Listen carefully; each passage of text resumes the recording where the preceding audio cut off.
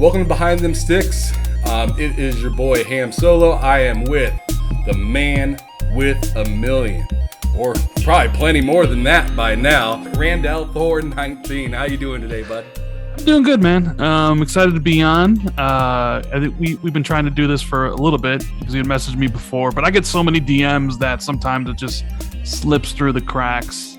But yeah, I'm excited to talk about whatever you want to talk about today. Yeah, man. I did hit you up a little while back. I had a backlog of some episodes that I needed to get put out there in an appropriate amount of time. So we just kind of ran our schedules together, and I'm happy we were able to make this happen. I'm especially excited. As you see, I got my Karate Kid shirt on because I think it's going to be a pretty kick-ass episode today. Yeah, season 4 coming on the 31st. Well, yes, of Cobra Kai. So yeah, Cobra Kai. I mean, but it's they're all in it, so it's pretty cool.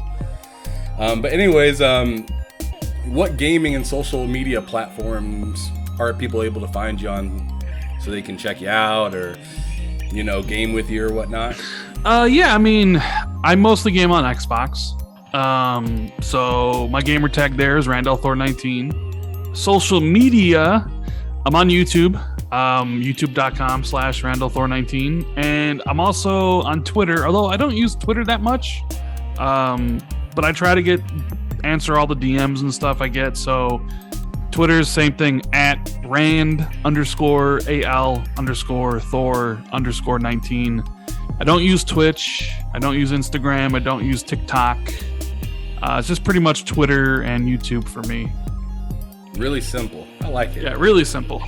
Easy to find you. I mean, sometimes it's hard to keep up with who's, on what more. And I mean, I felt like it was fairly comfortable to get at you. I just had to be patient and wait for you to come around. But yeah, it was pretty nice to know that you're there and then on YouTube. And that's the only two places I knew you from, at least. But anyways, what are you playing right now? What you got going on for you? What am I playing? The last game I played and beat was Halo Infinite for review. I had early access from Microsoft for the game, so I beat that. I beat it twice. Unfortunately, the build we had didn't give achievements. Didn't carry our save progress over to the retail version. So you're the achievement man. What's up with yeah, that? so it was kind of disappointing not to get any achievements in it. So I have to play through it again. Probably on Legendary to get some of that stuff done, but I don't know when I'm gonna do it because I already beat it twice, so I'm kind of like, not saying I'm burnt down on it, but like I've played through it a lot, so I'm kind of just wanted to take some time, take a breather, so to speak. But the game I'm playing, I don't think anything's wrong with that because multiplayer is coming later, so you're gonna go through it eventually anyways. Yeah, but right now, Among Us just came to console, and all my buddies, we played Among Us quite a bit on the PC, and now they all want to play it on Xbox. So the last night we actually played Among Us for like 4 hours, and we're gonna play it again tonight. So I don't know, it's a pretty fun time, especially when you get like 10 people playing. So that's the last game I played was Among Us. Okay, Among Us, and did you play it on the Xbox then? Yeah, it just came to Xbox Game Pass yesterday on the 14th. Right. So yeah. Is it it's the same thing as the mobile version, right? Yeah, it's the same thing as the mobile and PC version that have been out for years. Oh man, did you see at the Game Awards where they said Among Us VR? I was confused. What's going on with that? Do you have any idea? I think it's just a port of the game that's playable in VR, which would be a very interesting experience. But other than that, I don't know much about it. Yeah, it's like laying down and playing games in a whole new way, I guess. I don't know. Yeah. It doesn't seem like something I'd want to put my Oculus on to play. But to each their own. Yeah. But anyways, here's a kind of a fun question. I like to ask everybody this. So I'm going to start it off by asking, how long have you been making content? That's an interesting question because I guess my YouTube channels, I started putting videos out on it late September of 2016. So you could say about 5 years essentially since I started putting videos on my YouTube channel. I've been doing podcasts before that. I did TXR. I think we started that in late 2015, and I stopped doing it around 2017. But even before that, I did a podcast, Gamerscore podcast, with a couple people back in like 2011 through 2014, 2015. So I guess if you want to classify that as content, probably since 2011. But my YouTube channel basically since the end of 2016. Oh, so you've just been in the business of talking gamings on recorded things for quite some time. Yeah, that's pretty much exactly it. I've been doing this for a long time, 10 years, just talking about video games and achievements and Xbox and stuff like that. So it's pretty comfortable doing it, you know? Well, it's nice to know that it's comfortable now, but I gotta kind of ask you, like, why is gaming so important to you? What drove you to all these, like, needs to, get your hands dirty in gaming, not just for, just a small hobby, but for something that you wanted to kind of make a living on and stuff like that? I don't know why gaming became such a big thing for me. I mean, I guess I was always enraptured by gaming. I remember seeing the NES for the first time, seeing Punch Out, and having my mind blown as a kid. It was always something. Yeah, and it was always something I asked my grandparents for Christmas, because they were the ones who always, bought. My mom and my dad would. My mom would be like, "No, we're not getting you that," but my grandparents always would. So I had NES, and I had like 100 games for the NES, and the Genesis, and I had the 32, the Sega CD and the 32X, and 100 games for the Genesis, and oh my god, all that. Like, so, like, I don't know, like, video games were just cool to like me. You were it was balling back then, bro. Yeah, I had a lot of. Well, my grandparents, they gave. I think I was their first grandchild, so I think they spoiled me a little bit. Got it. But yeah, I don't know. It's just something that I always loved doing from when I was a kid to even like right now, being, 40 years old essentially. So it's been something that's been with me throughout my entire life that has I've never lost the passion for. Got right? it. And I never really thought too deeply about why. It's just that, I don't know, some people like to watch TV shows, some people like to play sports, some people like to do, whatever hobby they enjoy. Mine's always been video games, essentially. Got it. But there had to be something that clicked in there for you to be like, all right, I'm going to make some content though now. Well, I mean, I didn't expect my YouTube channel to get as big as it did. I just did it because, a buddy pushed me into it. Tim Dog, who you had on here, yes, he was constantly pushing me to make a YouTube channel. Really? And I was just like, all right, yeah, I didn't really expect anything. So I started doing a YouTube channel, and people liked it and they subscribed. And I think I have like almost 85,000 subscribers now. And, podcasts I do with Jez Corden, Xbox 2 every week, does pretty good numbers. You guys in your mayo and and shrimp and all that. What the hell? So I don't know. It's just I didn't really set out to like make money or become big. It was just like something like, oh, it's a hobby, just like playing video games itself. And then it became something else entirely, which I'm grateful for. But there wasn't any like rhyme or reason to like, it was just like Tim was pushing me to do it, and I was like, I might as well. And then it became what it became. So, who knows where things will lead, right? That's sort of, you never know what the future holds, essentially. Well, that's the power of people, man. Like, when you run into the right ones, they tend to push you to do things that maybe you don't even know you should be doing, Mm-hmm. Yeah. So, I mean, that's a really good feeling. I'm really happy that he is able to help you out. Tim's a really good guy. I've really only known of him, to be honest, for like the last like year and a half. Mm-hmm. And like everything that I everything that I see from him is coming from a positive standpoint, not exactly trying to bash on people unless he's been attacked already. You know what I mean? Yeah. So he's a very passionate dude, and I respect that a lot about him. But anyways, moving on. So what is, like, out of all the time that you're gaming, I mean, you got over 1 million gamer score, and that's just on Xbox. You've been gaming plenty before Xbox and whatnot. I'm wondering if there is a memorable moment somewhere in there where you're just like, this right here is like, this is it right here, or this is my favorite console of all time, or, you know, like, well, okay, yeah. So, like, I always have experiences like that for, like, every generation. Like, the NES was seeing Punch Out for the first time, or playing Super Mario Brothers 3, right? Right. The 360 was BioShock 1. I was totally enthralled by that game. Like, the PlayStation 1 was Final Fantasy 7, right? So there's always certain games within console generations that always kind of, like, you know, make my mouth drop. Like, N64 was Super Mario Brothers 3D. Like, the first time I saw that game, I was just like, what is this? Yeah, I remember yanking on that mustache the first time. That was wild. Yeah. So, yeah, it's just, like, the most recent one is probably BioShock, because I think the 360 into Xbox One into Xbox Series X is kind of even though, like, resolution and frame rate's gotten better, like, gaming is mostly relatively stayed the same.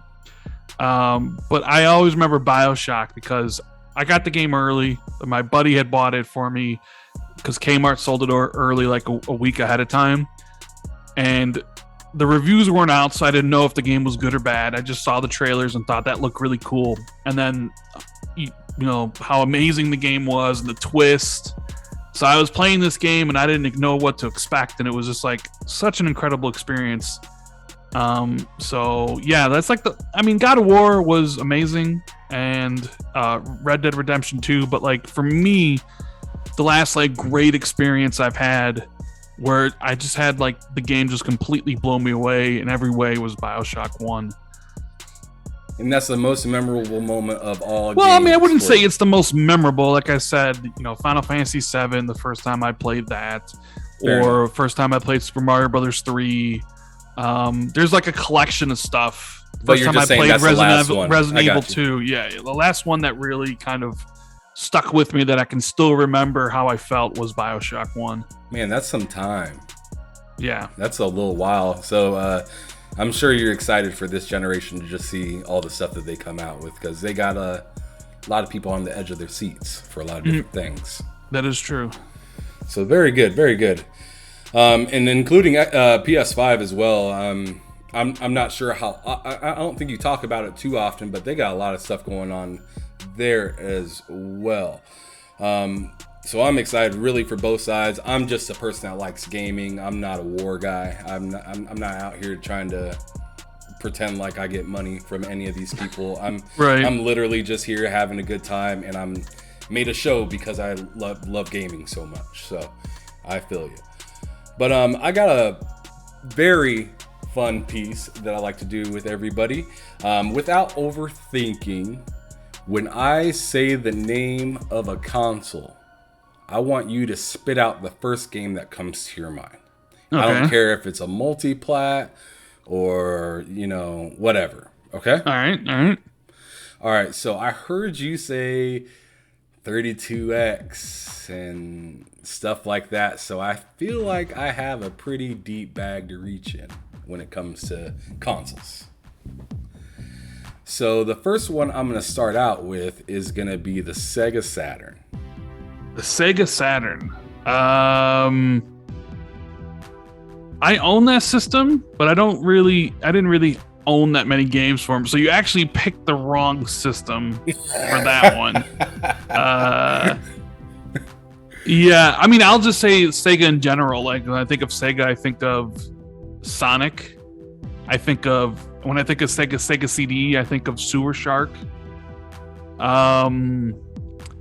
I think of that Terminator shooter that me and my brother. The one with the dot that went all over the place? Yeah, me and my brother played that like all the time. That was a tough game. Yeah, so those are the ones I think of when I think of Sega. I don't really think of anything specifically when I think of Sega Saturn, though, unfortunately. Got it. I mean, that console kind of came and went. It did, yes. All right, so Nintendo 64. Super Mario Brothers, 3D. I remember seeing that for the first time and just blowing my mind. So it would be that game, and then it would be WCW versus NWO Revenge, which was a wrestling game me and my buddies played every night. I know exactly what you're talking about. That was a great game. I feel like it came out around the same time as WrestleMania 2000. It came out a couple years before WrestleMania 2000, but yeah, it came around the same time. But I think it was made by the same people. It was like THQ or something like that. Like they had the license for WCW and NWO, and then they shifted and got the license for WWF, and then they started making the WWF games. Yeah, but for me, it's always going to be WCW versus NWO Revenge. Oh man, I'm a WrestleMania guy. 2000 all day. I just thought it was insane the way they changed the intro. The further you got into the game, I thought that was pretty insane. But anyways, next console is going to be the Xbox 360. The 360, BioShock. I mean, there's so many like BioShock, Red Dead Redemption, Halo 3, Gears of War. Like those are the ones that popped into my head right away just from that. Okay, let's go back a little bit. PlayStation, original PlayStation, Final Fantasy 7 pops in my head because PlayStation was more of a third-party machine. So Final Fantasy 7, that was my JRPG phase. So there'd be Final Fantasy 7, Final Fantasy 8, Chrono Cross. Trying to think what else. I think Legend of Dragoon was PS1, I think. So those are the ones I think of when I think of PS1. Okay. Original Xbox. Halo 2. Knights of the Old Republic. Those are the ones I think of. Oh man, Halo 2 is so just ridiculous. It's so relevant still. So relevant. Okay. And then we're going to do just a couple more. The next one I'd like to do is going to be the PS4. PS4, God of War, Spider-Man, Ghost of Tsushima, I think, are the ones that come to mind, but mostly God of War and Spider-Man. All right. Xbox One. Quantum Break, because I'm a big Remedy fan. Ori and the Will of the Wisps. I love those Ori games. And I mean, those would be the ones. Quantum Break and the Ori games, really. All right, I gotta do this last one because I tripped up a few people the last few episodes, and I just want to see if you know it. Sega Nomad. Sega Nomad.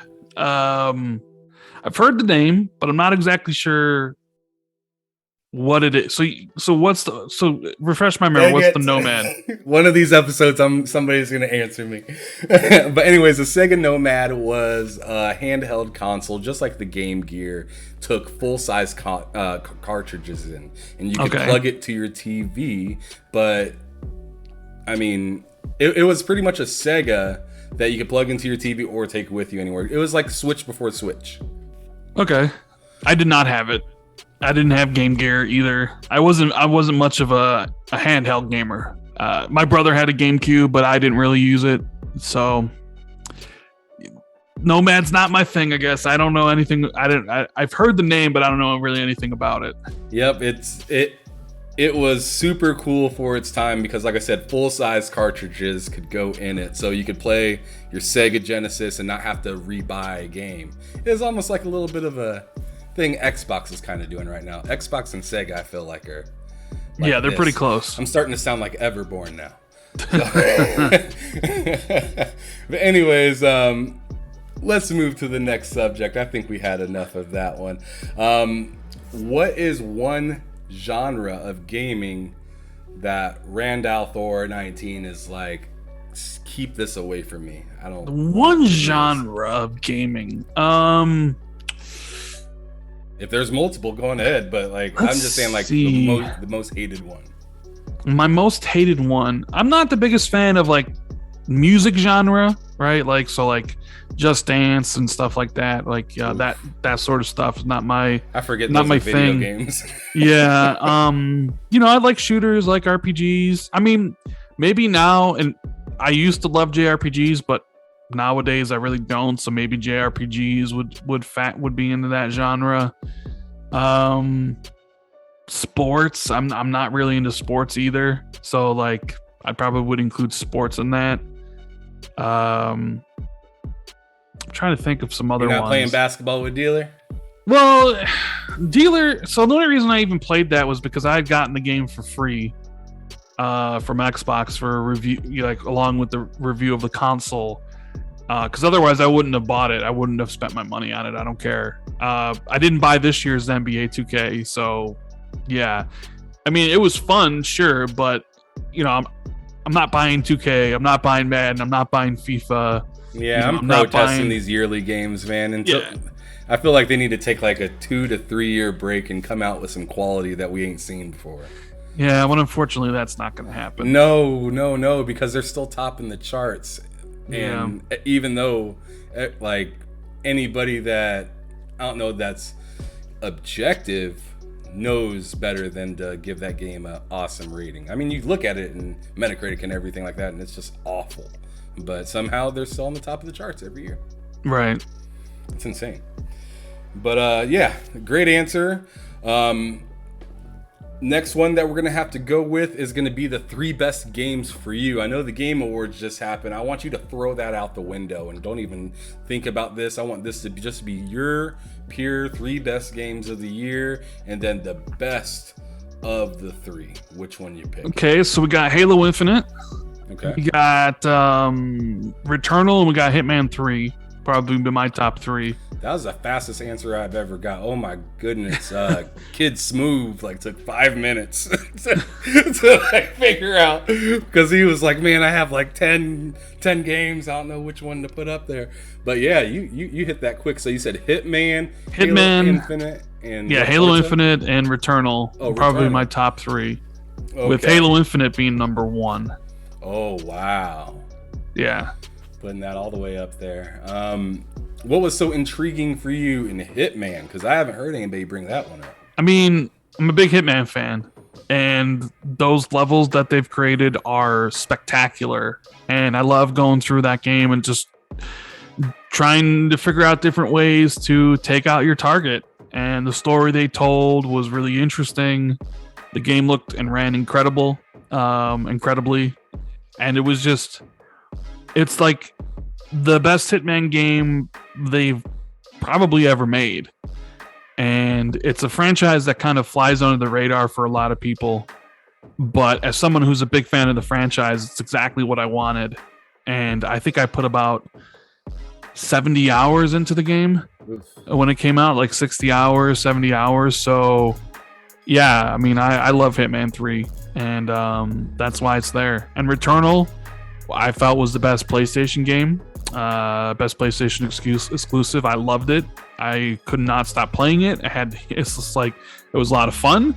So those would be my 3. I mean, if you extend it out further, you'd have Forza, you'd have It Takes Two, you'd have Psychonauts 2 and stuff like that. But those are my 3 games of the year, with Halo being number 1. Hitman, I've never really been big into Hitman games, but for an early launch game, you know how it kind of came out fairly early in the console generation. It came out at the beginning of this year, I think. Mm-hmm. Yeah, right around the same time as the Medium, right? Yeah, in January, I think. Yeah. Yep. Yeah. So yeah, I remember when that came out, and like, even though I'm not really a Hitman fan, I was drooling over the way that game looked. It was fantastic, and it looked really classy. And I just thought that was spectacular look for that game, because he's always really nice in his little suit and whatnot. So I thought that was really cool. But anyways, what is your favorite studio if you have to pick one, and what game best represents that studio?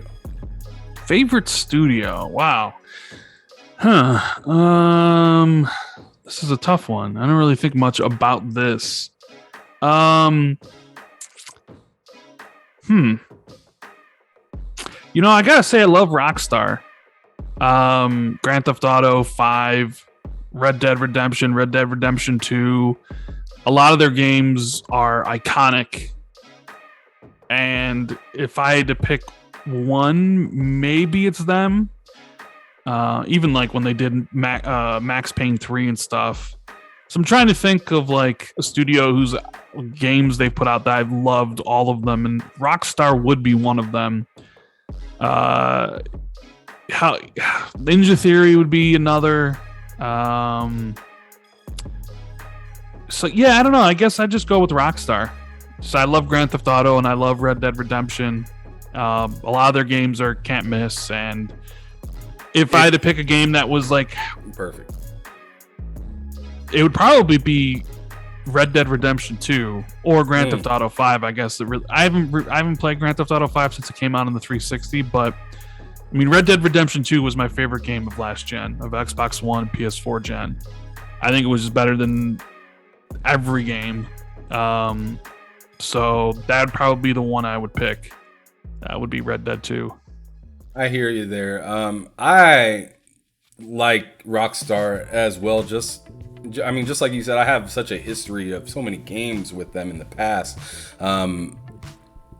I personally say Grand Theft Auto 3 for me, just because how revolutionary that game was for its time. To be able to go from bird's eye view to on the street, I thought that was insane. So most exciting game for the next year. So we're talking 2022? We're Yes, talking sir. just for 2022? Just for 2022. Okay, God of War Ragnarok would be one. I mean, as much as I love Red Dead Redemption 2, it is the 1A from last gen. 1B would be God of War. So, of course, I'm super hyped for the sequel. That would be number one. Probably Starfield would be number two, because I'm a sucker for sci-fi. And even though I don't really like Fallout, there's something about sci-fi and spaceships and stuff that really kind of speak to me. So, God of War, Starfield, trying to think, Redfall. I'm a big Arcane stan. Like I love Dishonored and Prey, and I really enjoyed Deathloop. So like I'm really looking forward to Redfall. I'm trying to think what else is coming out next year that we already know about from third party. Stalker 2. Yeah, I'm gonna play it. I don't know if I put it in my top 5. Horizon Zero Dawn. Well, Are you excited for that? I didn't play Horizon Zero Dawn, so or not Zero Dawn, but Forbidden West. I didn't play Horizon Zero Dawn, so I have to play that before Forbidden West comes out. So it's tough for me to be like, yeah, I'm super excited for it because I didn't play the first one. So I'm just gonna go with those 3 games for now. Third party, it's a little bit because I'm trying to think. I like From Software, like I really like Bloodborne and I love Sekiro, but like I'm not the biggest fan of Dark Souls, and Elden Ring reminds me a lot of Dark Souls, so it doesn't really kind of excite me as much as it maybe as it should. I am a big fan of Saints Row, so I know that comes out in August. Pushback. Yeah, I'll just go with the 3 I mentioned. God of War, like by far is my most anticipated. How do you feel about Sifu? Sifu? I mean, I like what I've seen of it. I mean, I've just seen the trailers that have come out from it, and I'll probably end up buying it and playing it when it comes out in February. Mm-hmm. Do you like Sifu? It looks pretty cool. I mean, the first thing that comes to mind when I see Sifu is I get like mini nightmares of the old school Bruce Lee game that came out originally on Xbox. So I just get worried when I see Sifu. It's kind of like the same feeling I get when I seen Star Trek Resurgence on the Game Award. I got nervous because if you know past Star Trek games, it's cringe. So, I mean, unless you're like a big RTS fan, they have some pretty good RTS games from way back when. But like, as for like storytelling games, I have yet to meet anybody that can tell me their favorite Star Trek role-playing game or anything like that. Right. So I'm a little nervous for that. I'm way more nervous for that than I am for Sifu, though. I feel like Sifu, they've actually really put a lot of thought into it compared to back when, you know, Microsoft got the Bruce Lee game. That was just kind of, it felt very arcadey. Right. But here is one of my favorite questions. If you were to revive two games from way back, and I'm going to say, since I know you have a large library of games that you know about, I'm going to say before the 360 and PlayStation 3 generation, what would the two games be that you would completely remake and redo? RDNA 3. Before the before the 360 gen? Yeah, before 360, bro. Legend of Dragoon would probably be one, because I did really like that game. Jade Empire from BioWare on the OG Xbox was incredible, because we're already getting a Knights of the Republic one. So I like Jade Empire a lot. Trying to think what else.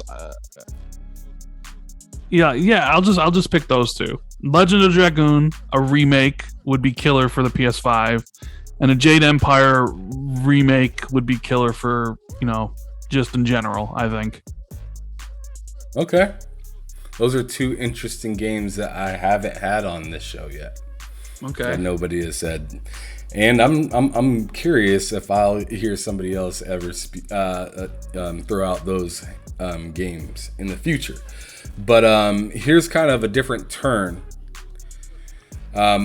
What about gaming in general, no matter whether it's the community or the video game itself or the background, what about gaming frustrates you, if anything at all? What about gaming frustrates me?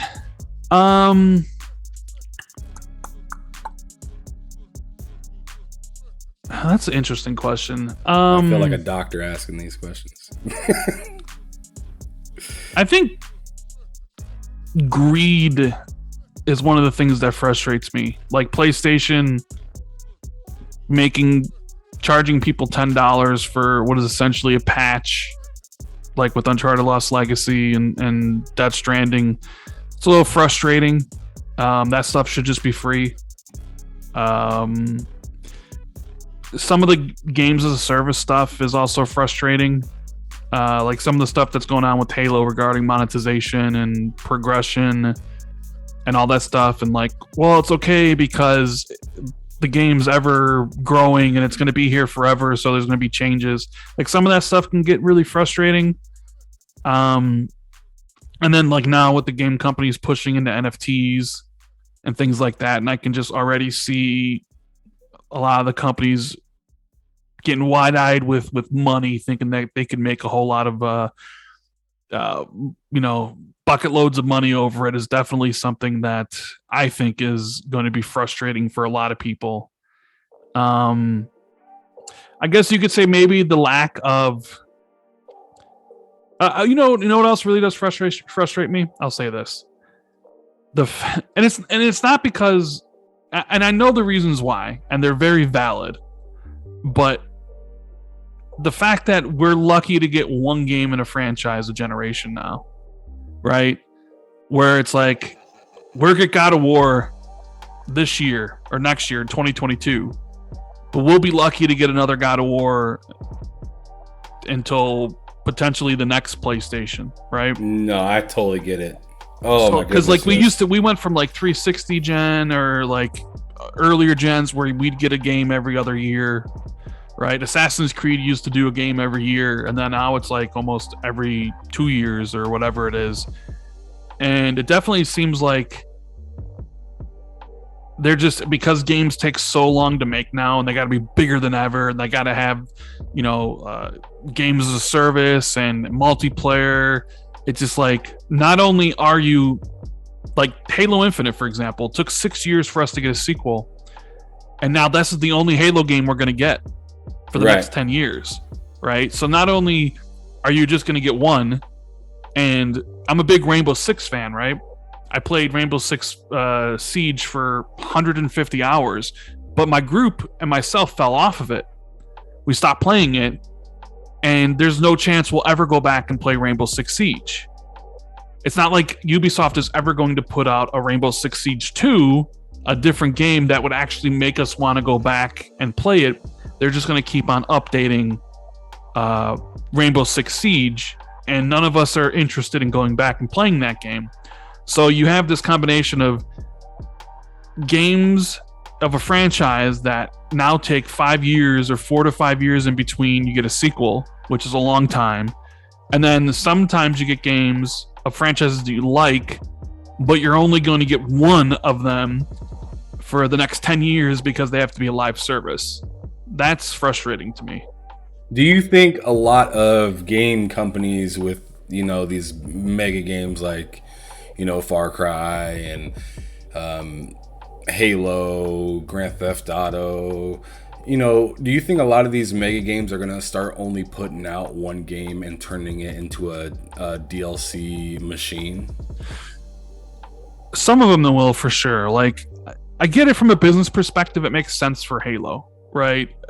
And the biggest games out there are all these live service games that have just one. You look at even at Minecraft. Minecraft's the biggest game ever, and they never made a sequel. And it made a lot of business sense for them, and it was super successful. You got Fortnite, you got Apex Legends, you got Rainbow Six Siege, you got all these games that come out and they just do one, and you get why, for the business reasons. So I think more and more companies, will see it and they'll look at it and be like, we should just, instead of releasing Far Cry 7, we should just release a Far Cry game that is constantly updated. Right. And just do that, like how Halo's doing it. And I think we'll see that for games that are mostly multiplayer focused. Assassin's Creed has sort of kind of been like that, where they're constantly adding more stuff, and the next sequel is taking longer and longer to come out. So definitely... I think I heard Holt say something. I might be wrong, so take this with a grain of salt. But I thought he said something about, I can't wait for Forza Horizon 5 to come out, and then maybe they just come out with a game just called Forza Horizon and just... It's possible. I guess it really depends. I guess it really depends on what the vision of the studio, or the vision of what the studio's vision for the future is. Like, we've heard rumblings that Forza Motorsport, they've taken it back to their drawing board. They're kind of rebranding it, refreshing it. But it sounds like Forza Motorsport's going to be like Halo, where it's going to be a live service. Like, it is the only Forza Motorsport we're going to get this entire gen. And there's just going to be one of them, and it's just going to get constantly updated over time. But something like Forza Horizon, I guess it really depends. Is it worth it more to Microsoft and Playground to have one Forza Horizon? Or is it worth more to them where they can have a Forza Horizon every 3 years or 4 years or so? I guess it really depends on the economics, what Microsoft wants, what Playground Games vision is, and all the sort of things that we don't have any idea about like the monetary stuff, right? So maybe they look at Forza Horizon, they're like, no, it's worth it more to us for that game to come out every 3 years. But we'll support the hell out of Forza Horizon 5 for 3 years. But then the new one comes out, and it gets people excited again, gets people subscribed to Game Pass, people go out and buy it. Whereas maybe Forza Motorsport makes sense to have it as a platform because it doesn't sell as much, so it doesn't really need to. So I guess it really just depends on economics and what the vision of these companies are, right? Yeah, I feel like these companies, publishers, or whatever consoles really cannot wait to get physical discs away forever. Just digital only. And then I feel like it'll be really acceptable to make a game where it's DLC only, because then it's like, well, you had to download it anyways, so why not just make it easier for us and keep the base and just add stuff to it constantly, and then maybe present you with a new map later on. And kind of like where because if you notice, you open up Call of Duty and it has Black Ops Cold War on it. It has Vanguard on it. It has all of those Call of Duties on there in that one central area. I don't know who the heck has that many Call of Duties downloaded, because that takes up a crazy amount of space. But you see what I'm saying. Right, yeah. Absolutely. 100%, yeah. All right, so we've got just a few more questions left. One's kind of a more positive take. What is a dream come true to you when it comes to gaming? Like, and this could be outlandish and just never gonna happen. Like, for instance, mine a few episodes back when I was talking with K Mega, I told him that I'd like to get, if they ever were to bring back Dreamcast 2 and have it not be bad, have it not go bad. So, like, anything is up. Well, it's interesting because before the Game Awards happened, I would have said Alan Wake 2. Now we're actually getting Alan Wake 2, so that would have been one. A new Silent Hill would be incredible. Hitting 100,000 subscribers on YouTube and getting that plaque would definitely be exciting. So like for me, for that answer it's always been a couple things. It's always been Alan Wake and Splinter Cell. And now we're doing this show and Alan Wake and Splinter Cell are coming back. So I feel like two of my dreams are basically happening now. So yeah, the genie came out. Yeah, you got 2 out of your 3 wishes. Now now that third one you said, you just mentioned a game Silent Hill. Silent Hill, yeah. So hey, and there's been some rumblings about. Yeah, there's been rumblings. A little bit of whispering. But it has to be a great Silent Hill. I don't want someone just to make a Silent Hill just cause, and you know what I mean. Yeah, it needs to be a great Silent Hill. You don't want it just to be the name Silent Hill. You want it to be the meat and potatoes of what Silent Hill came out to be in the past. So, what do you enjoy to do when you're not gaming, outside of gaming? So when I'm not like gaming, I like to either like binge stuff on Netflix. Like I'm on season 3, Money Heist on Netflix, which I'm watching. I also like to read. So I'm reading some books right now. Like right now I'm reading Fool's Fate by Robin Hobb, which was I think book 9 of her Realm of Elderling series. So I like to read, I like to watch TV, and I mean that's I like to play video games, I like to make content on YouTube, and making content on YouTube for me is takes a lot of time. Like talking about like 2 to 3 hours of video. So yeah, those are things I like to do outside of playing games. That's awesome. You like to keep your mind busy, is pretty much what you're saying. You like to be doing something, reading, watching something, playing something, creating something. It's just something at all times. And I see the way you come out with your videos and stuff. You're working. You're definitely working. But what's something that's fun that nobody really knows about you that you'd be comfortable with sharing? Something fun about me? I'm. You're like, I'm not fun. I'm not fun. Something fun about me. That's interesting. What would I say? Something fun about me. I don't know what to say to this one, to be honest. What are some people have said about themselves before? Because I'm trying to think of. Yeah, because I'm really just like Kid Smooth said he likes to make music. Yeah, I know Kid Smooth likes to do music. K Mega said that he like enjoys going mudding and stuff like that, like a truck and. like me, for instance, I used to be an indoor skydiving instructor, so I Oh, like to go really? fly. Oh yeah, yeah. I used to teach people how to fly in the wind and whatnot, and then I'd do a little demonstration and show them a bunch of tricks and look, be the superhero for the birthday party and stuff like that. I felt like a clown sometimes, and sometimes I felt like a professional. It just kind of depended on the party that I was, taking in there. Huh. But it was an interesting job. Yeah, I don't know. I'm just kind of I'm just kind of a regular dude. I don't really. Yeah, I don't know. I don't really have some secret thing that I haven't really talked about on my own podcast or anything like that. You know what I mean? So I don't know. Rand's just like, you got what you got. I mean, pretty much. Yeah. Like, I wish I had something. Well, like, I was a skydiving instructor or something like that, or I make music because I'm definitely can't make music or I'm not an artist.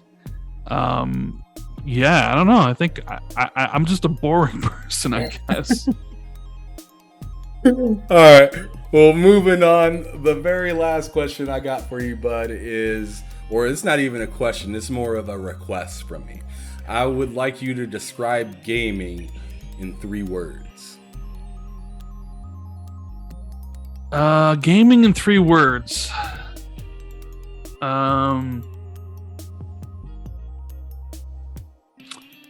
See, why you do this to me? You make me think like this, and I really. Hey! You told me before the show. I like to go off the top. Hey, well, I guess we're gaming here. in 3 words is incredible time spender. I guess. Because it's normally what I would spend my time on, and I wouldn't do it if it wasn't incredible. Because if it sucked, I wouldn't waste my time on it, I guess. Depending on who's listening, they might have heard 2 different things. Like, man, that spends a lot of time gaming. Oh my god. Well, I mean, you get a million gamer score. I had to spend a lot of time playing video games. So. But anyways, I would like to sincerely thank you for being on my show, Behind Them Sticks, today. Thank you so much, Randall. Thor19, you are the man. Thank you for having me on, man. It was a lot of fun. Absolutely. If you guys enjoyed this episode, please make sure that you hit the like button and subscribe. We have this show every Tuesday and Thursday with different guests all the time. Also, check out other content that we have on our They Said, We Said show. Thank you for your guys' time. Have a good day.